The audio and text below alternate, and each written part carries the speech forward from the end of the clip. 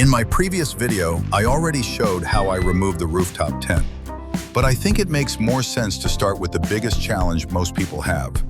How do you get a heavy rooftop tent onto your vehicle by yourself without asking friends or family for help? The process can be pretty tricky because you can't position the lift close enough to the vehicle to raise the tent straight up. Instead, you have to reach over the vehicle at an angle with a long lifting arm, which makes the whole process much more difficult.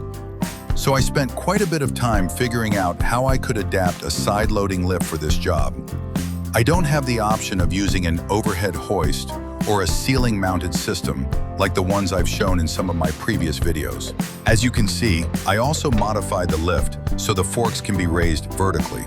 This saves a lot of space in my garage and allows me to store the tent upright. To do this, I added a winch that lifts both forks together. The system still needs some improvements. The winch handle isn't very convenient right now, so I plan to extend it. But even at this stage, it works. I can move and store the tent vertically, which is already a big advantage. The most important thing is the width of the lift forks. They have to fit between the roof rails. Otherwise, you simply won't be able to position the tent properly. The second key factor is lifting height. Standard lifts usually reach around 1.8 meters, which isn't enough for my Toyota Highlander. I had to find a specific model capable of lifting over 2 meters. The lift is heavy, but that's actually an advantage. It stays very stable, even with the tent raised this high. The rubber-padded forks keep the tent from sliding and protect both the tent and the vehicle from scratches. There are still a few things I want to improve, but overall, I'm already happy with the result. Most importantly, I can now install the rooftop tent completely by myself.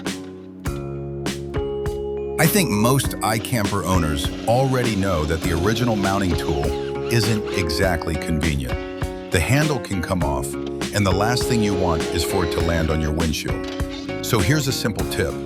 Use a cordless drill instead. Many of you probably already do this, but if you haven't tried it yet, give it a shot. It makes tightening the mounts much faster and easier.